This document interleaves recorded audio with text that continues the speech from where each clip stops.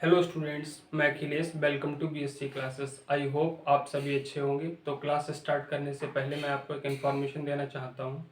इस YouTube channel पर BSc first semester and third semester के फिजिक्स, केमिस्ट्री एंड मैथमेटिक्स तीनों की क्लासेस आ रही हैं। तो इस यूट्यूब चैनल को अपने फ्रेंड्स के साथ शेयर कर दीजिए। ओके स्टूडेंट्स, तो हम क्लास स्टार्ट करते हैं। ये क्लास है बीएससी थर्ड सेमेस्टर केमिस्ट्री की, लेक्चर नंबर 5। इस लेक्चर में हम लोग न्यूमेरिकल्स करेंगे। तो क्या है हमारा ये question? Prove that the time required for 90% completion of a first order reaction will be 3.3 into 10 half t half। ठीक, हाफ लाइफ टाइम दे रखा है आपको। तो आप लोग क्या करोगे? देखिए, आप लोग जानते हो इनिशियल कंसंट्रेशन कितनी रही होगी। तो 100% रही होगी। ठीक, कोई चीज़ कंप्लीट होती है अपने आप में 100%, और आपकी कंप्लीट कितनी हो गई है? 90%। ठीक, अब हमें टाइम निकालना है, टाइम रिक्वायर्ड जब 90% कंप्लीट हो जाएगी रिएक्शन तब।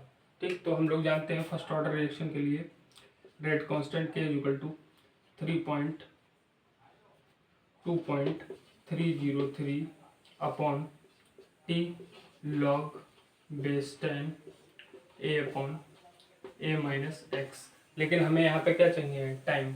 तो हम टाइम को यहाँ पे ले लेंगे, टाइम को हम लोग यहाँ पे ले लेंगे, और के को हम यहाँ पे ले लेंगे और टाइम को यहाँ पे ले लेंगे। ओके, ठीक है।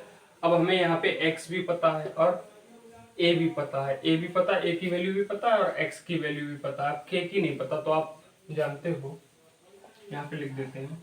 तो आप जानते हो टी हाफ कितना होता है, या k देख लीजिए direct. k equal to 2.30 0.6931 upon t half. तो आप टी हाफ को इस साइड में ले आइए।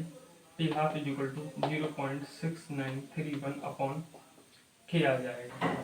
ठीक, तो आप क्या करोगे? यहाँ पे वैल्यूज रखना स्टार्ट कर दो। तो टी इक्वल टू 2.303 अपॉन के, तो के की वैल्यू आप वहां से रख लीजिए। तो कितनी आएगी? 0.6931 अपॉन टी हाफ। यहाँ पे ये वाली वैल्यू मैंने के की रख ली। ठीक, और यहाँ पे क्या आएगा? Log base 10। ए की वैल्यू कितनी है? तो 100 अपॉन 100 माइनस एक्स मतलब 90। आप इसे सॉल्व कर लीजिए। तो ये कितना आएगा? 100 अपॉन 100 माइनस 90। तो ये आएगा 100 अपॉन 10। 10 जीरो से 1 जीरो कैंसिल, तो ये 10 बचेगा। और आप जानते हो, यहाँ पे थोड़ा सा सॉल्व कर देंगे। तो t half is equal to, तो ये आप जब इसे सॉल्व करोगे, ठीक, तो ये आपका कितना आएगा? 3.3 आ जाएगा। 3.3 अप्रॉक्स कुछ आएगा, तो पॉइंट के बाद एक डिजिट हम लोग लिख देंगे, और ये वाला जो है थर्ड अपॉन वो टी हाफ यहाँ पे आ जाएगा आपका। ठीक, और ये आएगा आपका लॉग बेस 10। ये आएगा आपका, ये हमने सॉल्व किया था, तो 100 अपॉन 10 आएगा। ये 100 अपॉन 10, तो जीरो से जीरो हम लोग कैंसिल कर देंगे। तो ये अब कितना बचा है? 10 बचा है। तो यहाँ पे सॉल्व कर देते हैं। टी इज इक्वल टू 3.3 और टी हाफ, और ये है आपका लॉग बेस 10 इंटू 10। अब आप जानते हो बेस भी सेम हो और यहाँ पे भी सेम हो डिजिट। ठीक, तो आपकी वैल्यूज की 1 हो जाती है। तो टी इज इक्वल टू 3.3 और टी हाफ इंटू 1, तो आपकी वैल्यू आ जाएगी 3.3। आप इसे ऐसे लिख लीजिए, कोई प्रॉब्लम वाली बात थोड़ी ना।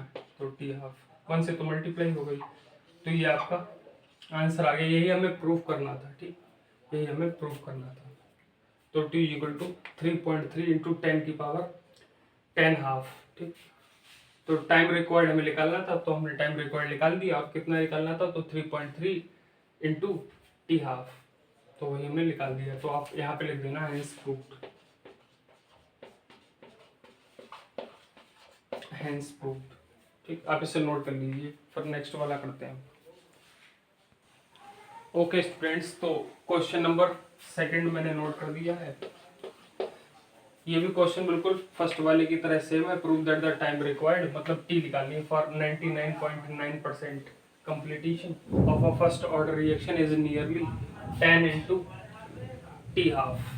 तो इसमें इनिशियल कंसंट्रेशन तुम वही 100% मान लेते हैं 100। ओके, आपकी कंप्लीट कितनी हो गई, मतलब कितनी कंप्लीट होने के लिए टाइम रिक्वायर्ड निकालना है, तो टी एक्स इक्वल टू कितना आ जाएगा 99.9 आ जाएगा।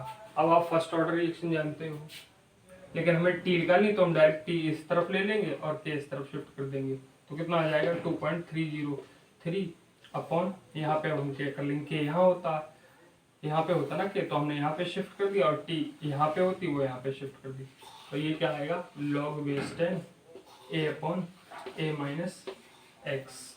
ओके, अब हम वैल्यूज यहाँ पे पुट कर देंगे, और के की वैल्यू भी हमने क्या निकाली थी, तो k equal to 0.6931 upon t half. Okay, तो उसमें हम पुट कर देंगे वैल्यूज को। ओके स्टूडेंट्स, अब आप देखिए t इक्वल टू के की वैल्यू यहाँ पे पुट कर देंगे, तो 2.303 अपॉन वो कितना है 0.6931 अपॉन कितना आ जाएगा टी हाफ 1/2। ठीक, और यहाँ पे देखिए log बेस 10 a की वैल्यू कितनी है, तो 100 अपॉन 100 माइनस 99.9।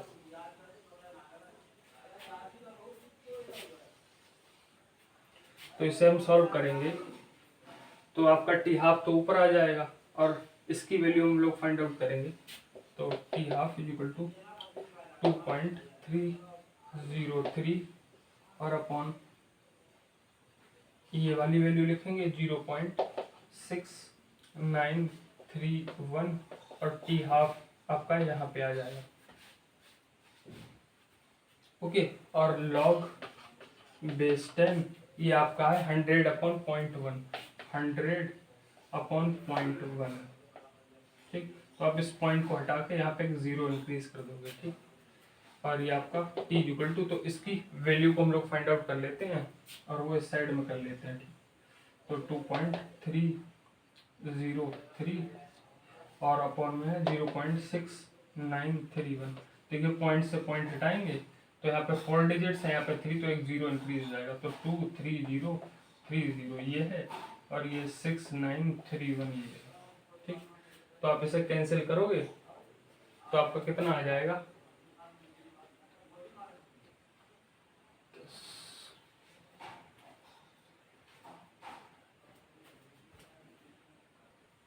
ओके स्टूडेंट्स, तो ये आपका आएगा 3.3227 कुछ इस प्रकार से आ रहा है, ऐसे ही है ना, तो आप इसे लिख दीजिए 3.32, बस इतना ही लिख दीजिए। ओके, आगे तो बहुत सारी डिजिट्स आ गई, लेकिन पॉइंट के बाद 2 डिजिट्स सफिशियंट होती हैं।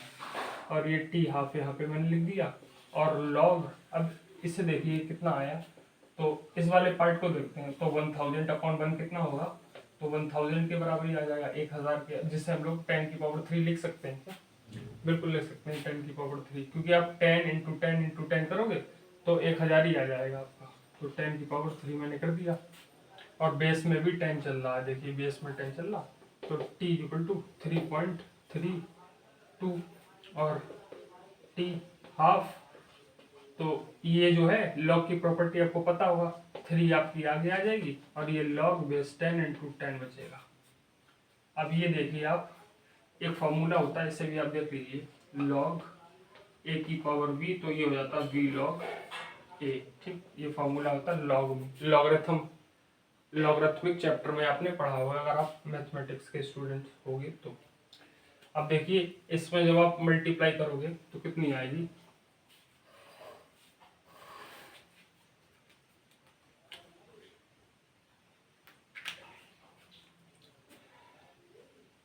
तो t इक्वल टू, जब इसमें मल्टीप्लाई करोगे 6, ये 9 और ये भी 9, तो 9.96 आ रही, तो इससे पूरा हम लोग कितना मान लेंगे, 10 अप्रॉक्स मान लेंगे, क्योंकि ये भी वैल्यू तो हमने अप्रॉक्स लिखी थी, तो इसलिए हम इसे पूरा 10 मान लेंगे, तो और ये आपका आ जाएगा टी हाफ। तो देखिए जो हमें प्रूफ करना था वही हम ले आए, 10 इंटू टी हाफ हमें प्रूफ करना था, तो भाई हमने प्रूफ करके दिखा दिया। अब यहाँ पे अगर आप ये पूरी वैल्यू लेके चलते, ये वाली, ठीक, 3.322 इंटू 7, और फिर आप इसमें 3 से मल्टीप्लाई करते, 3 से मल्टीप्लाई करते तो देखिए 3 के 7 से करोगे तो 1 आएगा, 2 कैरी आ जाएगा 21, 3 दूनी 6 और 2 8 और 3 दूनी 6 और 3 3 9 और 3 3 9, तो देखिए 9.96, तो 9.96 आ रहा, उससे भी बड़ी डिजिट आ रही। ठीक, तो ये भी देखिए अप्रोक्स 10 है और ये भी अप्रोक्स 10, तो अप्रोक्सीमेट वैल्यू लिख दी जाती है। ये आपको केमिस्ट्री में पढ़ाया गया था 11वीं क्लास में कि अगर यहाँ पे हम लोग अगर आगे डिजिट्स बहुत सारी आ रही तो इस वैल्यू को अगर ये 5 से बड़ी तो इसे 1 इंक्रीज कर देते हैं, तो आप इसमें इंक्रीज करोगे तो ये पूरी 10 वैल्यू हो जाएगी आपकी। ठीक, तो नेक्स्ट न्यूमेरिकल हम करेंगे, आप इसे नोट कर लीजिए। ओके स्टूडेंट्स, तो थर्ड क्वेश्चन है आपका, half life of a first order reaction is 8 minute, मतलब टी हाफ दे रखा है यहाँ पे, टी हाफ 8 मिनट आपको दे रखा है। और क्या है, calculate the percentage completion for 24 minutes, तो मतलब हमें क्या परसेंटेज कंप्लीटेशन हमें फाइंड आउट करना है और 24 मिनट्स में, तो टी भी हमें दे रखी है 8 मिनट। अब इनिशियल कंसंट्रेशन कितनी मानते थे, तो 100%, जिससे इस बार हम एन नॉट से रिप्रेजेंट करेंगे। अब वो क्यों कर रहे हैं, तो इसका रीज़न अभी मैं बताऊंगा आगे जब क्वेश्चन करूंगा। तो अब आपको ये दोनों फार्मूला आप कॉपी के ऊपर लिख लेना, ठीक, इन्हें लर्न कर लेना, इनसे भी काफ़ी सारे क्वेश्चन सॉल्व होंगे आपके। तो लगा लीजिए वही वाला पहला formula, t equal to n equal to t upon t half. तो देखिए एन की वैल्यू यहाँ पे हम लोग पहले फाइंड आउट करेंगे, तो टी की वैल्यू कितनी है, टी की वैल्यू है आपकी, ये देखिए टी की वैल्यू 24 है, टी की वैल्यू 24 है, तो 24 अपॉन 8, तो ये आपकी 3 आ जाएगी, एन इज इक्वल टू 3 आ जाएगा आपका। ठीक, अब आप क्या करोगे, ये वाला फार्मूला लगा लीजिए, एन अपॉन एन नॉट। अब यहाँ पे इनिशियल कंसंट्रेशन को इस फार्मूले में एन नॉट से रिप्रेजेंट कर देता है, ठीक, इसलिए मैंने एन नॉट के बराबर मान लिया था, जो कि इक्वल है 1/2 की पावर एन के बराबर। तो आप देखिए एन नॉट की वैल्यू हमें पता है कितनी है, 100 है, 1/2 ऐसे ही हम नोट कर देंगे, और एन की पावर अभी हमने फाइंड आउट की थी जो कि 3 है, तो 1 की पावर 3 तो आपकी कितनी हो जाएगी, 3 हो जाएगी, और 2 की पावर 3 कितनी हो जाएगी, 8, 2 दूनी 4 दूनी 8। ठीक, तो n अपॉन 100 इज इक्वल टू 1/8 हो जाएगा, तो n इज इक्वल टू 100/8 हो जाएगा। अब आप इसे कैंसिल कर लीजिए, 2 से 4 टाइम, 2 से 50 टाइम, 2 से 2 टाइम, और 2 से 25 टाइम, और 2 से 12.5, 12.5, तो n इज इक्वल टू आपको कितना आ जाएगा, 12.5। तो ये आपका आंसर है, आप इसे नोट कर लीजिए। तो स्टूडेंट्स इसमें आपको परसेंटेज ऑफ कंप्लीटेशन निकालना था, तो वो कैसे निकलेगा, परसेंटेज ऑफ कंप्लीटेशन निकालना था, तो एन नॉट माइनस एन के बराबर होगा, इसकी वैल्यू आपके पास 100 है और इसकी 12.5 है, तो ये 87.5 आ जाएगा, यही परसेंटेज ऑफ कंप्लीटेशन आपका आ गया। ठीक, तो ये आपका आंसर है, आप इसे नोट कर लीजिए।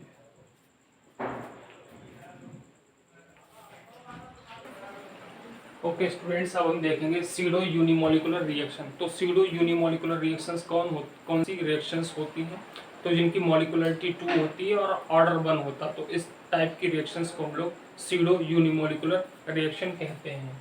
तो आप देखिए सीडो यूनिमोलिकुलर रिएक्शन क्या होती है, the chemical reaction in which the molecularity of a reaction is 2 and order of a reaction is 1। तो मैंने बताया था आपको ऐसी केमिकल रिएक्शंस जिनमें मॉलिकुलरिटी 2 होती है और ऑर्डर 1 होता है, इस तरह की रिएक्शंस को हम लोग सीडो यूनिमोलिकुलर रिएक्शन कहते हैं। Such reactions are known as pseudo unimolecular reaction. Pseudo में पी साइलेंट रहती है, ठीक, पी साइलेंट रहती है, PSEUDU, सीडो यूनिमोलिकुलर रिएक्शन। अब आप इसके 2 एग्जांपल्स देख लीजिए, मैंने 2 एग्जांपल्स नोट कर दिए हैं। ठीक, C12H22O11, इसका हाइड्रोलिसिस हो रहा है किसकी प्रेजेंस में, तो इन्वर्टेंस की प्रेजेंस में, तो एक ग्लूकोज का मॉलिक्यूल मिल रहा है, एक फ्रक्टोज का मॉलिक्यूल मिल रहा है। अब हम लोग मॉलिकुलरिटी कैसे फाइंड आउट करते हैं, मैंने आपको बताया था, अगर आपने पीछे के लेक्चर्स देखे होंगे, तो जो रिएक्टेंट के एटम्स, आइंस और मॉलिक्यूल्स होते हैं उनकी कितनी संख्या है, ठीक, उनके कितने मॉलिक्यूल्स हैं, उससे हम लोग मॉलिकुलरिटी फाइंड आउट करते हैं। तो एक मॉलिक्यूल ये हो गया, एक मॉलिक्यूल ये हो गया, तो मॉलिकुलरिटी इसकी 2 हो गई। अब ऑर्डर इसका 1 क्यों है? तो जो वाटर होता है किसी भी रिएक्शन में एज अ सॉल्वेंट वर्क करता है, जो कि बहुत ज़्यादा मात्रा में होता है, तो इसकी कंसंट्रेशन में चेंज जो है वो हम फाइंड आउट नहीं कर पाते, इसलिए इसका ऑर्डर हम 0 के बराबर इंक्लूड कर लेते हैं। ये मैंने आपको लिखवाया भी था, ठीक। जो गैसेस होते हैं और वाटर मॉलिक्यूल जो होते हैं इनका ऑर्डर हम 0 के बराबर कंसीडर कर लेते हैं, तो इसका ऑर्डर फिर 1 हो गया, ठीक। ये तो इसकी तो 0 ऑर्डर ले लिया जाएगा। इसी प्रकार से इसमें CH3COO-C2H5 का हाइड्रोलिसिस करेंगे in presence of concentric H2SO4 जो सल्फ्यूरिक एसिड की प्रेजेंस में, ठीक। और ये एक रिवर्सिबल रिएक्शन होती है, मतलब ये फॉरवर्ड तो चल ही सकती है, साथ में बैकवर्ड भी चल सकती है। इस रिएक्टेंट से ये प्रोडक्ट बन सकता है और इन रिएक्टेंट से ये वाला प्रोडक्ट बन सकता है, ठीक। तो इसमें आपको प्रोडक्ट बन जाएगा CH3COOH और C2H5OH, ये आपके प्रोडक्ट बन गए।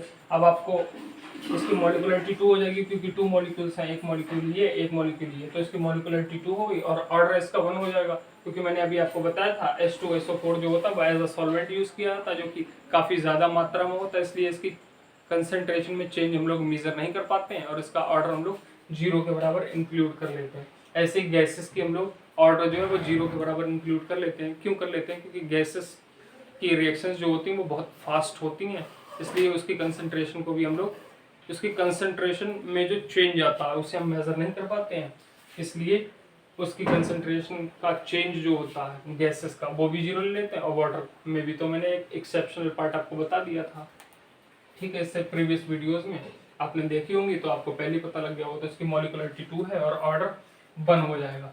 तो स्टूडेंट्स, ये जो मैंने न्यूमेरिकल्स करवाए हैं और सीडो यूनिमोलिकुलर रिएक्शन करवाई है, ये आपको अच्छी तरह से समझ में आ गई होगी। अगर समझ में आ गई है तो वीडियो को लाइक कर दीजिए, चैनल को सब्सक्राइब कर दीजिए और इस वीडियो को अपने सारे फ्रेंड्स तक शेयर कर दीजिए। Thank you for watching this video students.